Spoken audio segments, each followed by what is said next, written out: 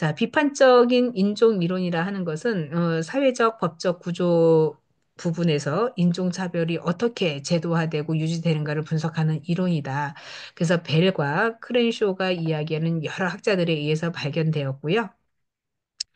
자, 인종차별을 단순히 개인 간의 편견이나 차별에 대한 행동이 아니라 사회 구조와 제도 속에 깊이 뿌리 내리고 있음을 문제점으로 강조를 한다라고 하는 거죠. 그래서 가난이 이제는 개인한테 그 가난을 책임지을 수 없다. 사회 구조가 문제가 돼서 실업을 양상하는 사회 구조가 문제다. 경기가 안 좋으면은 기업에서는 채용 공고를 안 내겠죠. 그럼 채용 공고를 안 내게 되면 실업자가 양상이 되겠죠. 그럼 그것은 고스란히 뭐예요? 사회 구조적인 문제와 밀접하게 관계가 있다라고 하는 거예요. 사회가 잘 돌아가고 경제가 좋으면요. 먹고 사는데 국민들이 너무 힘들어서 살지는 않죠. 사회가 잘 구조가 돌아가면. 근데 사회가 구조가 불균형으로 불황 속에 있다라고 하면 그 사회 구조는 굉장히 힘들어지는 거죠. 계속 그 구조가 그 틀을 벗어나질 못하고 예, 어떠한 그 혜택이라던가 좀 서비스 반경으로 봤을 때 과히 그렇게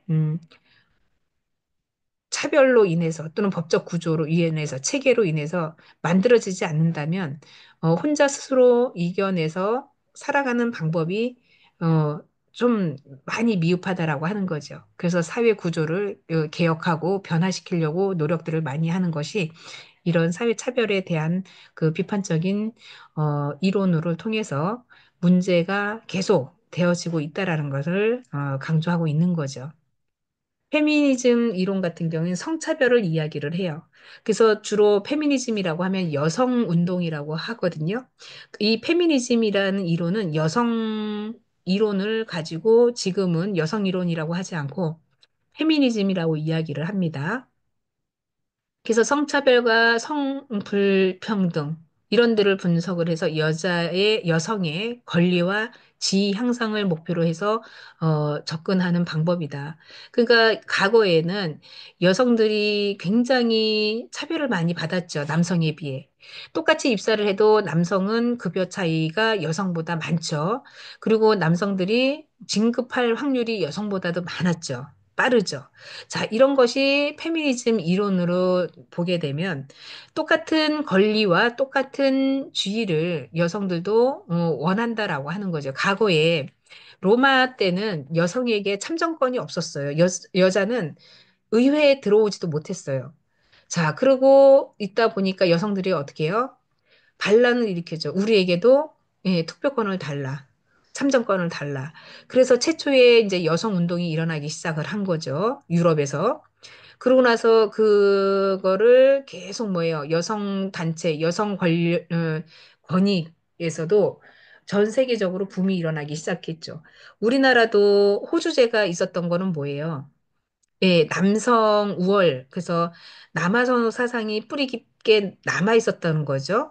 그러다가 호주제가 폐지가 되면서 점점 여성들이 사회 활동을 많이 하고 또 사회 주요 관직들을 많이 기용이 되면서 여성들이 요구하는 것들이 다양해졌죠. 그래서 이런 것들을 우리가 페미니즘 이론에서는 여성의 권리와 지위를 향상시키는 데 목적을 두고 이론적으로 접근한다라고 하는 거죠. 보부아르와 버틀러가 이야기하는 다양한 여성의 관점 그리고 가부장제의 성역할에 대해서 비판을 중심으로 계속 주장을 하고 있죠. 그래서 페미니즘은 여성 운동이라고 하는 것을 과거에 지금 페미니즘 이론으로 이렇게 바꾸는 과정에 이런 이론을 우리는 학습을 또 하는 거고요. 자, 사회적인 차별 그리고 억압 관련 이론이 사회복지 실천에 어떤 영향을 주고 있느냐라고 하는 거죠. 그래서 교차성 이론. 그래서 사회복지 실천에서 클라이언트의 다차원적인 정체성을 이해하고 복합적인 차별과 억압의 영향을 분석하는 데 유용한 어, 철학이고요. 내용이고. 사회복지사는 클라이언트의 문제를 보다 총체적으로 이해하고 개별화된 지원 전략을 마련할 수 있었다. 그리고 비판적인 인종이론은 사회복지 실천에서도 제도적인 인종차별을 이해하고 이를 해소하기 위해서 정책적 변화를 촉진하는 데 중요한 역할을 한다라고 하는 것이고, 사회복지사는 결국 예를 들면 인종차별적인 정책, 제도를 분석하고 이를 개선하기 위해서 옹호 활동을 펼칠 수 있다라고 하는 거죠. 이렇게 사회복지사는요, 다각적으로 그 클라이언트를 위해서는 여러 활동 중에서도 중재자 역할, 중개자 역할, 그리고 교육자의 역할, 다양한 역할들을 소화해내야 된다라고 하는 거죠. 그 중에서도 옹호라고 하는 것은 편들어 주는 거죠. 그래서 확실한 클라이언트 편을 위해서 활동을 해야 된다라고 하는 내용을 담고 있죠. 우리가 페미니즘 이론에 보게 되면, 사회복지에서는 여성의 클라이언트가 직면한 성차별, 평등을 이해하고 해결하기 위해서 전략을 수립하는데, 많이 유용하고요. 사회복지사는 여성의 권리 신장을 위해서 프로그램을 개발하고 또 여성의 경제적인 자립에 지원하는 활동을 전개할 수 있어야 된다. 결론적으로 사회적인 차별, 억압, 이런 이론들은 사회복지 실천에서 클라이언트를 경험하는 다양한 형태의 차별, 억압을 깊이 이해하고 해소하기 위해서 전략에 대한 수립을 하고 또 중요한 역할을 하는 것이 바로 이런 이론이 사회복지 실천 현장에서 많이 쓰이기 때문이다라고 볼 수 있고요. 생애 주기를 이해를 해야 되는 부분에서도 라이프 사이클을 잘 아셔야 된다라고 하는 거죠.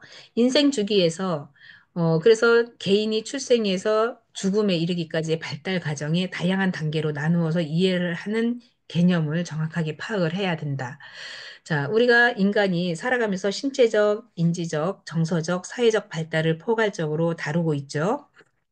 개개인의 삶을 전반적으로 이해하는 데 도움이 주는 거죠. 왜? 이런 라이프 사이클을 안다라고 하면 자, 신체적으로 언제까지 성장하고 인지적인 부분에서는 언제 어디에서 어떻게 인지와 정서를 함양을 해서 나를 컨트롤을 하고 주변 사람들을 이롭게 하려면 이런 여러 가지의 포괄적인 의미를 담고 이해하는 데 필요한 부분이 충분히 있어야 된다.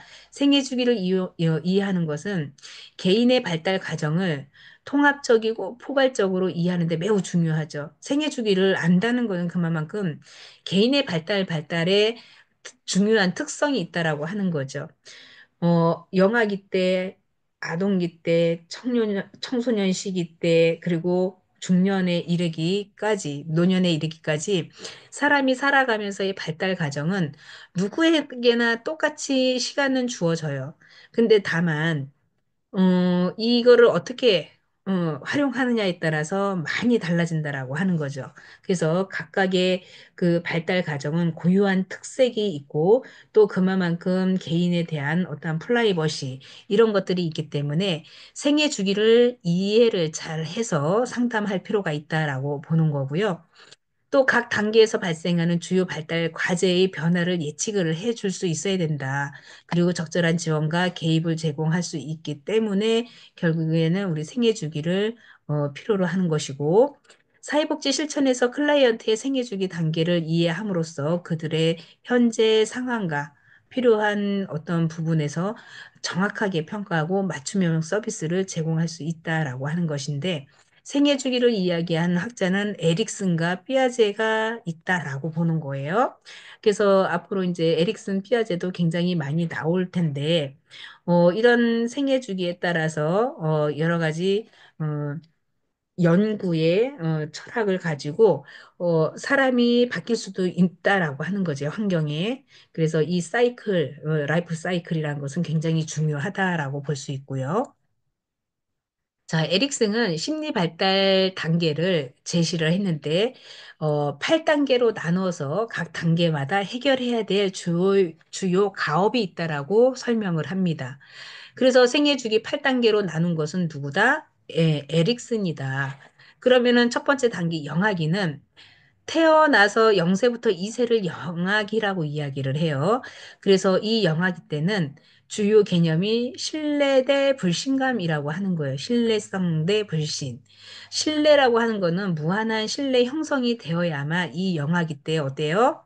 예, 건강한 아이로 성장할 수 있는 부분이 된다라고 보는 건데, 자, 신뢰감 형성이라 하는 것은 영아는 기본적으로 신뢰감을 형성하죠. 누구한테? 주 양육자인 부모에게. 그래서 부모에게 애착을 통해서 경험을 한다. 그래서 부모의 일관된 돌봄과 애정이 중요하다라고 하는 거죠. 왜? 신뢰 관계를 형성하는 때이기 때문에 최초로 아이가 태어나서 어, 세상에를 나왔는데 이 아이가 배가 몹시 고파요. 배가 몹시 고파서 막 울어요. 그러면 주 양육자인 부모가 얘가 왜 울지? 배가 고픈가? 기저귀를 갈아야 되나? 나름의 판단을 하죠. 그래서 이 아이는 막 울기 시작하면 누구를 부른다? 부모라는 사람이 나에게 온다. 그래서 내가 원하는 것을 부모가 예, 욕구를 들어준다라고 하는 거죠. 자, 그래서 배가 너무 고파서 울고 있는데 배가 고프구나라고 하면서 우유병을 얘 입에다가 넣어줘요. 그러면 나는 뭐예요? 배가 고픈 나머지 우유를 잘 먹죠. 그러고 나서 편안한 상태가 됐어. 자, 이게 바로 내가 울 때 부모가 오는 거는 뭐예요? 신뢰감이 형성이 된다라고 하는 거예요. 자, 그런데 배가 고파서 막 울고 있는데 누구 하나 나한테 오질 않아. 그 울다 울다 아이가 지쳐서 그냥 자요. 그래서 아이가 또 배가 고파서 막 깨가지고 또 울어. 그런데도 부모가 안 와. 그러면은 이 아이는 뭐예요? 불신감으로 형성된다라고 하는 거예요. 아무리 울어도 내가 제때 어, 오지를 않아. 그래서 항상 뭐예요? 불만족스러운 거예요. 그래서 신뢰감이라는 것은 내가 울었을 때 빨리 나의 어떠한 요구를 들어주면 신뢰감이 생기고 아무리 불러도 안 왔을 때는 뭐예요? 불신감이 생긴다라는 거예요. 이게 바로 영아기 때 주요 개념이 잡힌다라는 거예요. 그래서 특징은 신뢰감 형성이 바로 이런 단계다라고 하는 것이고, 두 번째는 유아기에 발생되는데 2살에서 여섯 살이 될 동안에, 6세가 될 동안에 자율성 대 수치감이 생긴다라고 하는 거예요. 자, 이때는 영아기 때는 내가 울어서 나의 생계를 내가 부모를 불렀다라고 하면 유아기 때는 이제 말을 하기 시작하잖아요. 뭐든지 유아기 때는 아이들을 키워보신 분들은 생각이 나겠지만 아이가 뭐예요? 자율성이 발달한다라고 하는 거예요. 이 시기에 아이가 독립성과 자율성을 키워 나가는데 자기 통제와 자기 주장의 중요성을 배우고 긍정적인 강화와 과도한 통제 방지가 이때는 필요하다라고 하는 건데 자율성은 뭐예요? 애들이 이때는 다 내가 어, 심지어는 컵에다가 우유를 따르는데 이 아이가 자꾸 쏟아. 그런데도 이 아이는 뭐야? 내가 할 거야, 내가 할 거야. 그래, 내 거. 막 이렇게 주장을 하잖아요. 자, 이때는 자율성이에요. 모든 것을 혼자 하려고 하는 거. 자, 그런데 이거를 통제를 해버리죠. 그래서 어떻게 돼요? 우유를 쏟아서 부모한테 혼났어. 그럼 나는 수치감을 느끼는 거예요. 반대로. 자, 응아를 하는데 부모는 이 아이를 응아 연습을 시켰는데 이 아이가 자꾸 바지에다가 응아를 싸네? 그러면은 뭐예요? 엉덩이를 확 때리죠. 또 쌌네, 또 쌌어. 그러면서. 자, 그러면은 갑자기 이 아이는 뭐예요? 수치심이 생기는 거죠. 그러면은 이제 독립적으로 뭘 하려다가도 수치감 때문에 할 수가 없는 거예요. 자, 그러다 보니까 이 유아기 때의 주요 개념은 자율성 발달이라고 하는 큰 프로젝트가 있는 거예요. 이 발달 단계에. 이 단계에 자율성을 획득을 해야 아동기에 가서도 뭐예요? 근면성 대 열등감이라고 하는 것을 통해서 성공적으로 해야 된다라고 하는 거예요. 자, 아동기 때는 벌써 이제 유아기를 지나서 아동기 때는 친구들과의 어떠한 놀이, 친구들이랑 같이 상호작용하는 게 거기에 빠져 있단 말이에요. 그러다 보니까 이게 학업 성취와 사회성이 여기에 포함이 된다라고 하는 거죠. 선의의 경쟁을 한다는 거예요. 친구들끼리. 자, 그래서 이 시기에 아동은 학교 교육을 통해서 근면성, 성취감을 얻어서 또래 집단의 상호작용을 통해서 사회적 기술을 습득한다. 그래서 이때는 아동기 때 아이들이 뭐예요? 부모랑 같이 가는 여행보다 친구들끼리 노는 거를 더 좋아한다라고 하는 거예요. 그러다 보니까 친구들에게 어떠한 열등감도 느끼게 되고 또 친구들을 따라서 좀 더 모범적으로 갈 수도 있고 이런 것을 통해서 우리가 집단의 상호작용을 통해서 사회적인 기술을 습득한다라고 표현을 합니다. 자, 그래서 이 시기 때는 우리가 그 근면성 대 열등감이라고 하는 특징을 가지고 학업을 잘할 수 있는 또래 문화를 형성하는 기간이라고 볼 수 있어요. 자, 청소년기 때는요, 12에서 18세까지를 청소년기라고 이야기를 하는데 중요 개념은 청소년기 때는 정체성이 온다라고 하는 거죠. 나는 도대체 누구인가? 앞으로 나는 무엇을 해야 될 것인가? 그래서 이런 정체성 대 역할 혼란이 오는 시기, 그래서 질풍노도의 시기가 바로 이 청소년기라고 이야기를 합니다. 어떠한 결정을 해야 되는데 도대체 내가 결정을 할 수가 없어, 스스로. 그래서 자아 정체감에 혼돈이 오고, 그래서 결국에는 뭐예요? 예, 어떠한 정체성의 혼미가 오기도 하고, 정체성에 관련된, 어, 정확한 분리가 되면 좋은데, 이게 안 된다라고 하는 거죠. 그래서 대부분 청소년들이 이제 여기에서 정체성에 관련된 혼란을 느낌으로써 부모에게 굉장히 의지가 많이 되는 친구들도 있고요. 독립적으로 잘하는 친구들이 있습니다. 자, 그래서 이 시기 때는 자아 탐색이라는 게 발달이 됩니다. 그래서 청소년은 자신의 정체성을 찾기 위해서 다양한 역할을 탐색하고 자아 정체성을 형성하는 이 시기다. 그래서 자율성과 지지가 필요함을 청소년기의 주요 특징으로 본다라고 하는 거고요.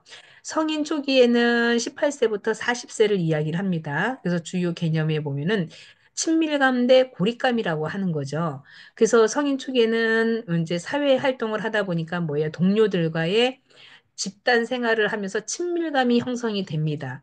자, 친밀감의 형성이 안 되는 사람은 어떻게 해요? 고립감으로 간다라고 하는 거예요. 그래서 친밀한 관계가 형성이 중요한데 성인 초기에는 친밀한 관계를 구축하고 유지하는 것이 중요하다. 이는 결혼, 우정, 사회적 네트워크를 포함한다라고 하는 거죠. 자, 성인 초기에 이런 것들을 관계에서 형성하는 단계에서 미흡하다라고 하면 결국에는 사회생활을 부정할 수밖에 없다라고 하는 거거든요. 그래서 성인 초기에는 그야말로 동료가 됐든 아니면 그 직장에 어떠한 인간관계가 있든 그 집단에서 굉장히 뭐예요? 우호적으로 친밀감이 형성이 돼야 된다. 그렇지 않으면 뭐예요? 나홀로 왕따, 고립된 삶이 시작이 된다라고 하는 거죠.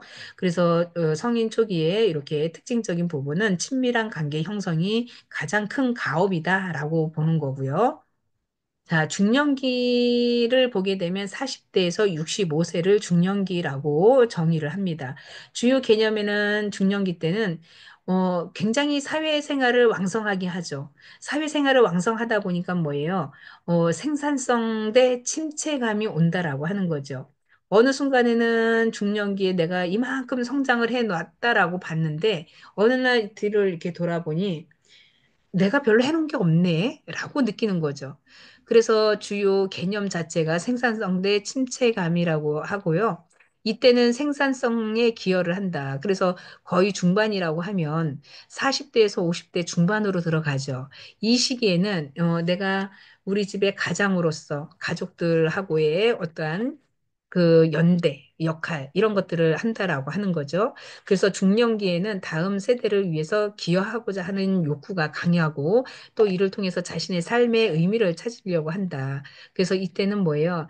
자녀들을 다 키워서 뭐 분가를 시켜놨든 아니면 훌륭하게 잘 키워서 그 다음에 내가 해야 할 어떤 일에 있어서도 그동안엔 너무 열심히 일을 해왔기 때문에 그때는 생산성이 되고요. 반대로, 우리가 직장을 잃거나 퇴직을 하게 되면 뭐에 침체감이라는 것을 또 형성하게 되죠.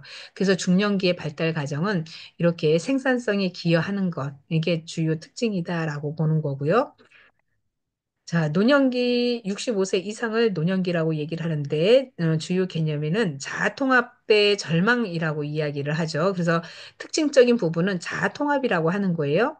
그래서 내가 어떠한 삶에 있어서 나를 위해서 내가 꼭 해보고 싶었다라고 하면서 생이 마무리되기 전까지 그래도 내가 이런 부분에서는 이 삶에 만족해라고 평가를 내리게 되면 자아통합을 했다라고 하는 거예요. 잘 살아왔다, 그동안. 과거가 바쁘게 살면서 현재 되돌아보니까 참 그래도 나름대로 내가 살아오는데 후회하지 않았다라고 하면 자아통합인데 살아오는 나 같은 사람은 이 세상에 태어난 게 죄야라고 하면서 자학하는 사람들이 있죠.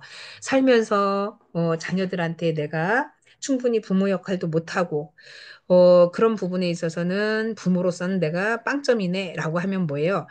절망감이라고 이야기를 하는 거예요. 그래서 노년기의 특징은 자아 통합이다. 그래서 우리의 삶에 있어서 되돌아봤을 때, 그래도 훌륭하게 나름대로 열심히 살았다라고 하는 사람들은 뭐예요? 결국에 자아 통합을 이뤘다라고 보는 거죠. 자, 이렇게 노년기의 생애를 돌아보며 성취감을 느끼고 삶의 의미를 되새기는 과정이 참 중요하다라고 표현을 하고 있습니다.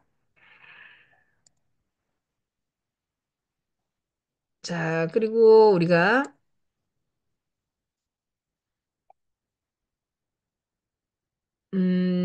잠깐, 이게 갑자기 바뀌어서요.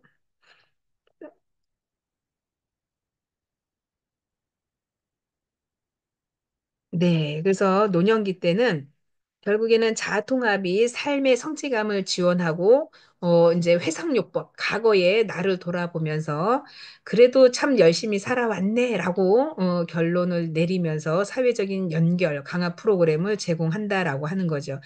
노년기에는 그야말로 내가 젊었을 때는 정말, 무엇을 위해서 그렇게 열심히 일을 하고, 무엇을 위해 그렇게 앞만 보고 달렸나라는 생각이 노년기에는 뭐예요? 살면서, 세상 살면서 내가, 이렇게 부질 없네라고 느끼는 것이 바로 노년기에, 이 삶에 대해서 우리가 이야기를 한다라고 하는 거죠. 잘 살아오신 분들은 자아통합을 한 거고, 그렇지 않으면 뭐예요? 절망감에 빠진다라고 하는 내용을 이야기를 하는 것이죠. 자, 그래서 결론적으로 인간 발달의 생애 주기에 따르면 사회복지 실천 과목에서는 사회복지사는 클라이언트의 각 단계별 발달 특징들이 있기 때문에 이런 것을 이해하고 또 이를 기반으로 효과적으로 개입 전략을 수립하는 데 중점을 둬야 된다라고 하는 것이 바로 사회복지의 개입이라고 할 수 있겠습니다. 또 우리가 발달 단계에서 예상되는 문제를 예방하고 조기에 개입해서 클라이언트의 삶의 질을 향상시키는 데 중점을 두어야 한다라고 하는 것이 바로 또 사회복지의 개념의 내용이라고 할 수 있겠습니다. 자, 이렇게 우리가 발달 단계에 관련해서 생애 주기까지 살펴보았는데요. 뭐 그렇게 어려운 내용은 아니시죠? 예, 그래서 요 내용은 이렇게 여기서 살펴보기도 했었고요. 자, 다음은 우리 요 교재는 지금 부교재에 있는 내용을 좀 가지고 와봤습니다. 그래서 우리가 이제 교재를 하나로 메인으로 보는 건 아니고요. 부교재도 이용해서 다른 교재하고 병행해서 좀 차이도 좀 살펴보고 또 여기에서 부가적으로 더 활용할 수 있는 부분은 부교재를 또 이용을 할 거니까 부교재를 굳이 사실 필요는 없다라고 얘기를 했죠. 그래서 PPT 자료를 올려드릴 테니까 그거를 가지고 참고하시면 되겠습니다. 자, 우리가 1장에서 지난 그 1주차 1장에서도 보시게 되면 인간 발달에 대해서 계속 얘기했듯이 인간 행동은 정확히 이해를 하기 위해서는요, 발달 과정마다의 주요 가업이 있었다라고 했죠. 그래서 인간 발달 측면에 대한 이해가 필요하고 또 주된 결정 요인으로 인해서 성격에 대한 이해가 필요한 것이고 인간의 이 이상 행동이나 부정 행동에 대해서도 이해를 해야 될 필요성이 있다라고 하는 것이 바로 인간 발달의 정확한 이해를 위해서 이렇게 제시를 했다라고 보는 거고요. 인간 발달의 개념은 결국에는 성장과 성숙과 학습이라고 이야기를 했었습니다. 그래서 성장이라 하는 것은 유전적인 의에서 부모의 유전에 전해지는 순간, 그게 이제 인간적인 발달로 변화해서 양적인 변화를 가져오는 것인데, 이게 이제 성장은 유전적인 부분이 참 많더라라고 개념을 이해하시면 될 것 같고요. 성숙은 환경에 관계없이 일정한 그 유전자의 요인에 따라서 발달적인 부분들이 통제되면서 생물학적 가정을 말하는 것으로 사용하는 개념이다. 성숙은 그래서 남자는 남자답게 여자는 여성스럽게 변하는 그 신체 기능이 있죠. 이런 것을 우리가 이제 성숙이라고 이야기를 할 수 있겠습니다. 학습이라 하는 것은 어떠한 그 필요에 의해서 학습을 한다거나 훈련을 한다거나 연습을 통해서 발달적인 부분이 변화를 하고 후천적으로 학습에 의해서 나타나는 직간접적인 경험의 산물이라고 볼 수 있는 것이 학습, 러닝이라고 이야기를 해요. 자, 그래서 인간 발달을 단계로 보게 되면 태내기 때부터 영아기, 유아기, 아동기, 청소년기,青년기, 중년기, 노년기를 우리는 이 생애 주기에 따라서 인간 발달 단계가 순서대로 간다라고 보는 거고요. 자, 인간 발달의 단계에서는 태내기라 하는 것은 임신에서 출생까지를 우리는 태내기라고 이야기를 할 수 있습니다. 그래서 신체의 어떤 성장을 할 때 있어서 일생 중 가장 빠른 시기로 이루어진다. 언제? 태아기 때. 그래서 뱃속에서 우리가 10달 동안 아이를 품으면서 첫 이제 아이를 가졌다라고 하게 되면 그 주수에 맞춰서 아이들이 뱃속에서 엄청나게 음, 그 폭풍 성장을 하죠. 처음에는 눈, 코, 입이 없었는데, 뭐, 이제 한 5주, 6주 되면 눈, 코, 입이 막 생기고, 그리고, 뭐, 내장 기관, 그러니까 이제 심장이 굉장히 튼튼해지고, 내장 기관에 뭐, 어떠한 내분비 단계에서도 이때 뭐예요? 폭발적으로 성장을 할 수 있는 구조적인 기능들이 여기에서 있다라고 보는 거죠.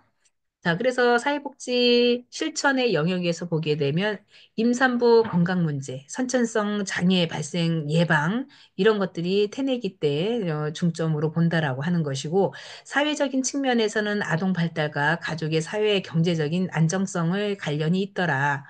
영아기 때는 부모와 애착 관계에서의 형성 그리고 이후의 사회성 발달에 기초를 한다라고 하는 거죠. 자, 부모와 애착 관계를 형성한다라고 하는 것은 굉장히 바람직한 관계가 되죠. 그래서 어린 시절에 가족의 어떤 이제 부부 관계에 있어서 한 번도 부부의 다툼이 있거나 싸우지 않는 가정에서 태어난 아이들은요, 사회 발달의 기초에 있어서 굉장히 모범이 되는 거죠. 부모의 그 의사소통에 있어서 서로 뭐에 존중해주는 태도, 가정교육에 대한 태도, 이런 것들이 어린 시절에 이런 그 관계 형성에 있어서 사회성을 발달시키는 기본 조건이 된다라고 하는 거예요. 자, 흔히 우리 이제 그런 말 하잖아요. 도대체 가정교육을 어떻게 배웠길래 저 모양 저 꼴이야?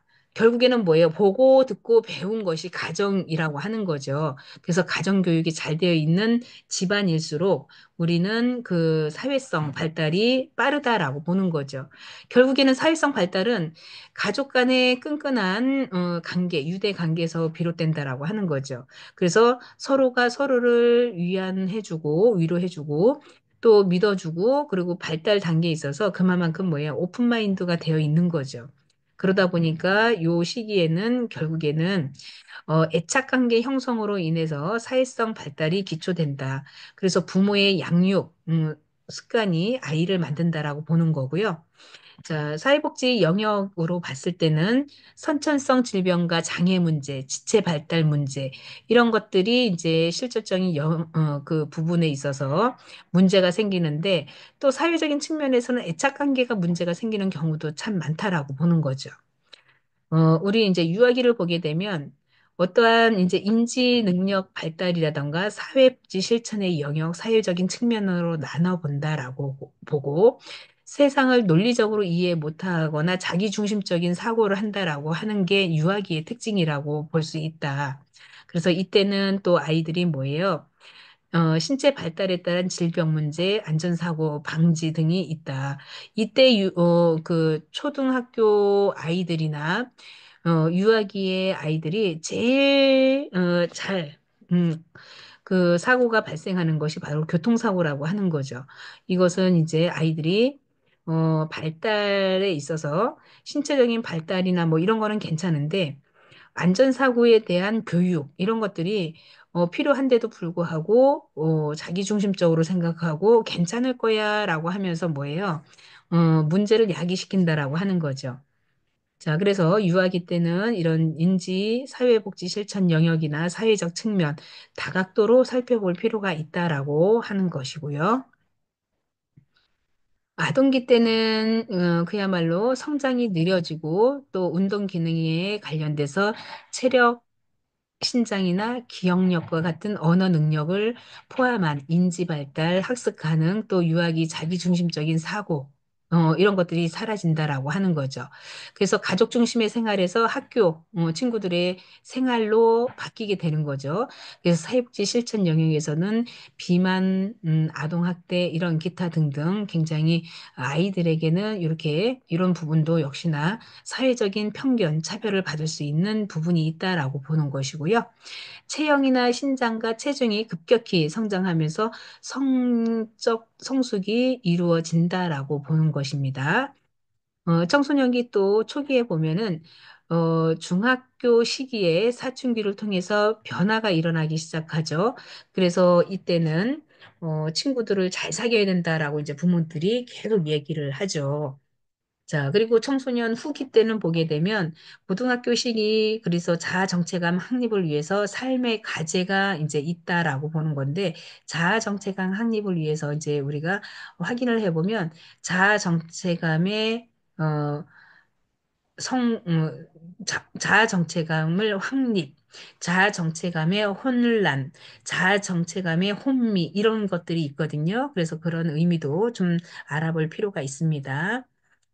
사회복지 영역에 있어서 성교육과 자아 정체감 형성, 비행 청소년 이런 아이들이 이제 이때 많이 등장을 하죠. 그래서 사회적인 뭐 불안정에 의한 어떠한 학습된 효과를 보기에는 결국에는 사회복지 실천에서 이런 교육적인 측면으로 가야 되는데 자아 정체감의 형성에 제대로 형성하지 못하면 사회의 기능을 효과적으로 수행하지 못하는 청소년으로 발전할 수 있다라고 보는 거고요. 청년기에는 어떤 신체적인 기능이 최고조에 달아서 서서히 감퇴하는 시기가 온다. 그래서 지적 능력을 확장을 하고 뭐 직업이나 사회활동, 가족 떠나 결혼하고 사회 양육에 대한 가업 수행, 기타 등등이 청년기에 많은 수행으로 살펴보는 것이고요.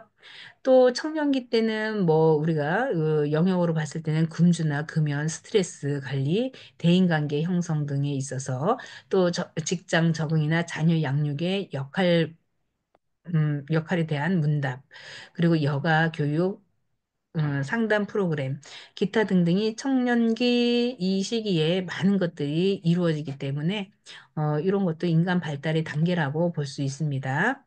자, 중년기는 40에서 65세를 중년기라 하는데 직업적인 부분에서도의 역할, 또 부모 역할, 사회적 역할, 그래서 약 25년간의 시기가 있었는데 신체적 기능 감퇴, 그리고 학습 능력이 떨어지지만 문제 해결 능력은 증가한다라고 하는 것이 중년기의 특징이라고 볼 수 있겠고요. 그리고 가장 생산적인 활동 시기가 있는데 다양한 스트레스, 어려움을 겪는 시기도 있고 사회복지 실천의 관심 영역, 그래서 성인병이 증가하고 또 우울이나 불안 이런 것들의 장애에 관한 관심을 가지게 있는 게 이제 중년기라고 보는 거고요. 또 고용 관련 서비스와 직업 훈련, 고용 알선 사업 이런 것들이 중년기에 필요한 여러 가지 어, 내용들이 있다라고 보는 거고요. 노년기 때에 우리가 이제 65세를 노년기라 하는데 신체 기능이 이제 점차 감퇴되면서 반응 시간이 느려지죠. 그래서 지적 능력과 기억력이 떨어지고 삶의 축적된 경험과 지혜를 바탕으로 사회를 위해서 봉사할 수 있는 이제 귀한 시간들이 되겠죠. 또 죽음을 대비해서 삶을 정리하는 어, 그 가업이 굉장히 필요하다. 그리고 지난 날을 이제 회상하면서 과거의 나와 현재의 나를 구분함으로써 받아들이는 부분이 있다라고 보는 거고요. 사회복지 실천 영역에서 역시 노인의 질환 또는 고독, 소외, 이런 것들을 극복해야 되고, 치매 문제와 은퇴 준비 교육, 또 안정적인 소득 기반 확충, 또 장기 요양 보험 제도 등이 노년기에 필요한 다양한 서비스가 있다라고 합니다. 또 우리가 성격과 인간 행동을 살펴보게 되면요. 프로벤 같은 경우에는 상황에 대한 일관된 반응 양식을 설명해주는 사람의 특징이 있는데, 인간의 행동, 사고, 감정, 특정한 유형을 창조하는 정신적인 부분의 체계인 인간 내부의 역동적인 조직이라고 하는데, 결국에는 이게 주장하는 내용이 어떤 거냐면, 환경과 대인 간의 어떤 적응 능력을 살펴보고, 독특성, 안정성, 일관성, 이 세 가지의 주제를 가지고 그 사람의 성격을 이야기하고 또 성격 유형에 미치는 요인들이 따로 있다라고 보는 거죠. 그래서 우리가 상황의 통일적인 조직적인 행동이 있으며 인간관계나 사회생활 유지, 이런 환경적인 요구에 관련된 기반을 제공하고 각 개인들을 규정하고 다른 사람과 구별하는 각 개인의 본성, 탐색으로 어떤 사람인가를 이해하도록 돕는 것을 그 사람의 성격 기능이라고 볼 수 있는 거죠.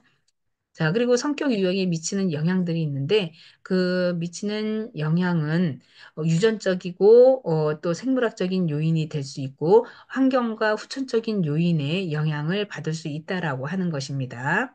그래서 우리는 성격은 각기 좀 다 다르죠. 똑같을 수가 없어요. 그러다 보니까 이 사람의 성격이 어떤 건지 알고 가면 내가 이해하기에는 좀 많이 쉽죠. 그래서 그 사람의 어떠한 특정적인 부분을 미리 알고 그 부분에 있어서 내가 좀 궁금한 거를 좀 물어봐야겠다. 아니면은 그 궁금한 거에 대해서, 어, 터놓고 이야기하면 뭐예요? 대인관계는 굉장히 좋아진다라고 하는 거죠. 그래서 우리가 인간 행동이라 하는 것은 세 가지 측면으로 보게 되면 외현적인 행동과 내현적 행동, 그리고 무의식적인 측면으로 나눠볼 수 있다라고 하는 것인데 인간 행동이라는 것은 그렇게 우리가 외현적인 행동으로 봤을 때 눈에 보이는 외부로 표현되는 행동, 그리고 행동주의 이론가들의 어떠한 관심, 이게 이제 외현적인 행동이라고 보는 거고요. 내현적인 행동이라 하는 것은 인간의 정신 활동, 그래서 그 틀에서 작용하는 신념, 태도, 가치, 이런 것들을 포함해서 이야기를 합니다. 그래서 인지 발달 이론과 도덕성 발달 이론 등 이런 것들에 관련해서 이론을 내놓기도 했고요. 그리고 무의식적인 측면에서 보게 되면 인간의 행동을 무의식과 어떤 의식과 무의식 간의 구분을 했을 때는 무의식의 중요성을 강조를 한다라고 하고요. 프로이드 정신분석 이론의 대표적인 것은 인간 행동을 무의식적인 소망이나 욕망에 의한 것으로 전제하고 있다라고 볼 수 있는 거죠. 자, 그래서 인간 행동은 이렇게 세 가지의 영역으로 나눠볼 수가 있었고요. 행동주의의 관점에서 살펴본다면 미국의 심리학자 왓슨이라는 학자는 쥐를 가지고 예, 이렇게 또 심리학을 써내려갔습니다. 그래서 쥐의 학습에 관한 논문을 발표했는데요. 심리학의 유일한 주제는 오직 행동뿐이어야 함을 주장을 했습니다. 그래서 행동주의는 심리학이 하나의 과학으로 발전하기 때문에 행동면은 연구를 해야 하고 정신생활의 주관적인 연구를 배제할 것을 강조했다라고 얘기를 합니다. 자, 그렇다고 하며 인지적인 관점에서 보게 되면 인지 심리학은 인간을 능동적인 정보 처리자로 간주를 해요. 그래서 인지랑 감각 자극을 여러 가지 방법으로 변형하고 또 부호화해서 기억 속에서 저장하고 다시 이를 사용하기 위해서 인출하는 정신 과정을 의미를 합니다. 그래서 인지 심리학은 내적 과정에 대한 연구를 하되 객관적이고 과학적으로 해야 한다는 입장을 고수를 하는 거죠. 자, 인본주의 관점에서도 우리가 이제 현상학적 연구는 개인의 주관적인 경험을 강조를 하고 또 그 사건, 어떤 사건에 대해서 개인이 어떻게 지각하고 해석하느냐에 따른 개인의 현상학적인 초점을 둔다. 그래서 현상학적 연구는 사람의 행동을 관찰하기보다는 자신의 지각과 경험 세계를 연구함으로써 인간의 특성에 대해서 좀 더 경험할 수 있다고 봅니다라고 제시를 했고요. 또 정신역동적인 관점에서 보면 정신분석적인 연구는 미국에서 행동주의가 시작됐다라고 했죠. 거의. 그래서 프로이드에 의해서 확립이 됐던 거고, 프로이드는 이런 기본 가정, 그래서 우리 행동의 대부분 무의식적인 가정에서 지시가 되고, 또 이 지시는 프로이드 이론에 굉장히 밀접하다라고 얘기를 했죠. 그래서 무의식적인 가정에 의식을 못하면 행동에 영향을 주고 사고, 숨겨진 동기, 욕망, 공포 등, 기타 등등 굉장히 정신 역동적인 관점에서의 보고가 나왔습니다. 자, 인간 행동의 원인이 있으며 그것은 무의식적인 동기에서 비롯됨을 인간 연구에서 직관적, 직관적인 방법을 통해 관찰과 사례 연구를 통해서 인간의 심층 구조를 파악한다라고 볼 수 있겠습니다.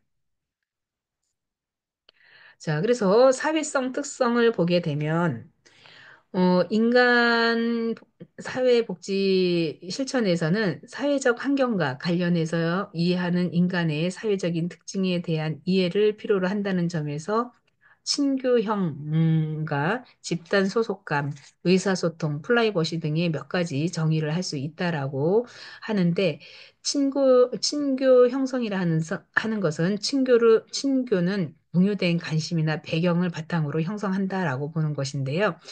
이제 뭐 친목을 다지는 어떤 회를 구성했을 때 여기에 주로 이제 우리가 관심 분야를 어떻게 이익을 창출하냐 뭐 이런 것에 있을 수도 있고요.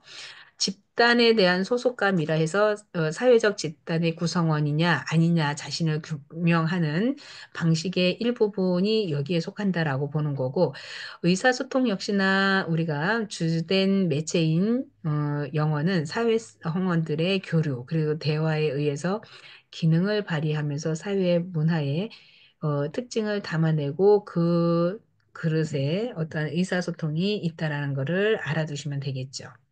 자, 플라이봇이 또한 개인의 사생활이나 집안의 사적인 일 또는 그것이 공개되지 않고 남에게 간섭받지 않을 권리로서 가족관계 사이에서의 어떠한 이제 보호가 필요하다라는 내용을 담고 있습니다.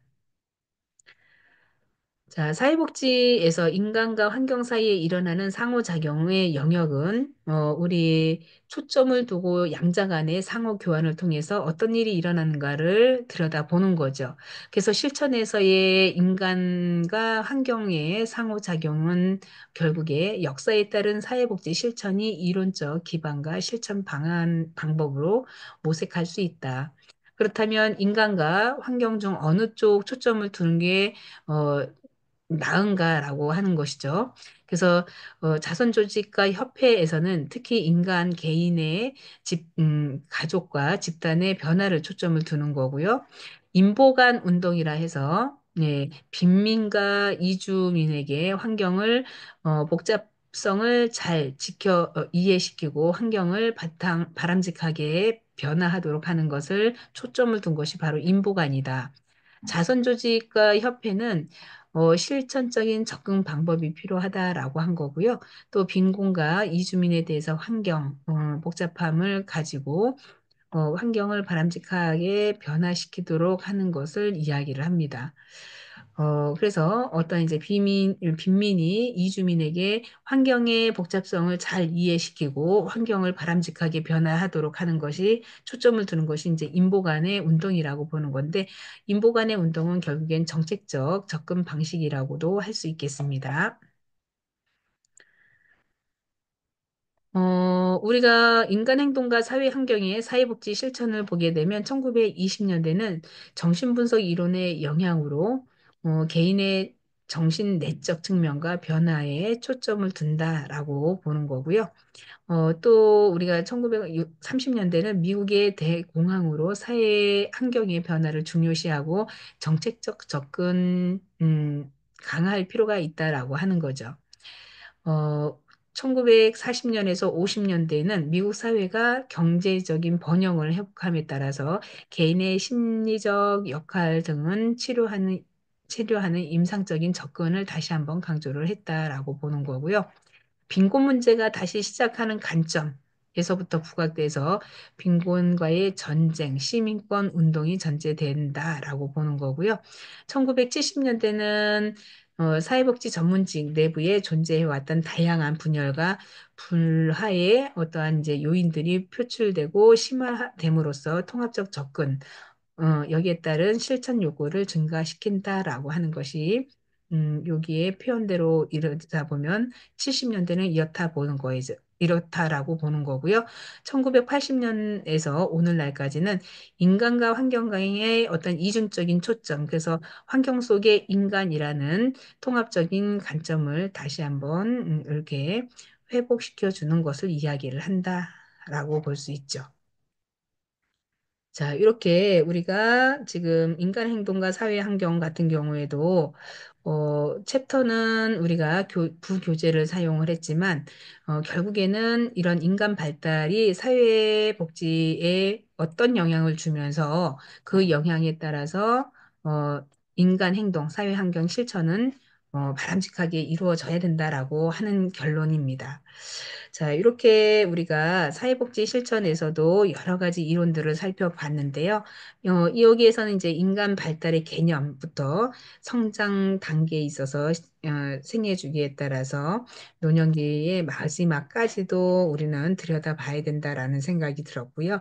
인간 발달의 단계는 계속 이야기했듯이 태내기와 영아기, 유아기, 학년 전기, 학년 후기, 그리고 청소년기, 청년기, 그리고 중년기를 했죠. 그리고 마지막 이렇게 인간 발달 단계마다의 과업들을 수행하는 것이 정말 필요하다라고 하는 것이고, 이렇게 요점 정리를 하다 보면 결국에는 반복 학습이 그래도 내 귓가에는 맴돌고 있더라. 그래서 나름대로의 이렇게 하나씩 하나씩 집어가면서 내 거화를 시켜주는 게 중요합니다. 사실. 그래서 모르면은 반복적인 학습을 통해서 또 그것도 잘 모르겠다라고 하면 여기 학교 메일 있죠. 그런 메일을 통해서 궁금을 해소할 수도 있습니다. 자, 그래서 우리가 이제 성격과 인간 행동도 좀 살펴봤고요. 인본주의 관점도 그리고 정신 역동적인 관점도 살펴보았습니다. 자, 그래서 이번 시간에는 3강 여기서 마무리하고요. 그리고 다음 주 또 3주 차에 본 교재로 강의를 시작하도록 하겠습니다. 자, 늦게까지 우리가 이제 이렇게 3강까지 하려면 1강, 2강을 다 듣고 3강을 진행하잖아요. 그만큼 이제 3강까지 하게 되면 좀 지치고 힘들지어도 그래도 우리가 하고자 하는 학업은 여기서 새롭게 시작이라는 마음으로 끝까지 완주하시면 좋을 듯 하고요. 자, 그래서 다음 시간에는 우리가 본격적으로 알아보는 챕터는 제가 한번 보자면,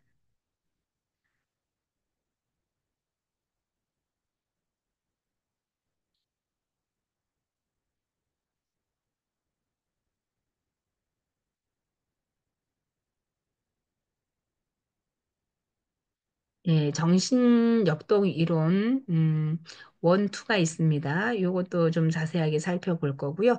행동주의 이론도 원, 투로 나눠져 있는데, 요것도 자세하게 보면 될 것 같습니다. 자, 그래서 요번 시간에는 여기서 마무리하는 걸로 하겠습니다. 자, 수고 많으셨어요. 다음 시간에 뵙도록 하겠습니다.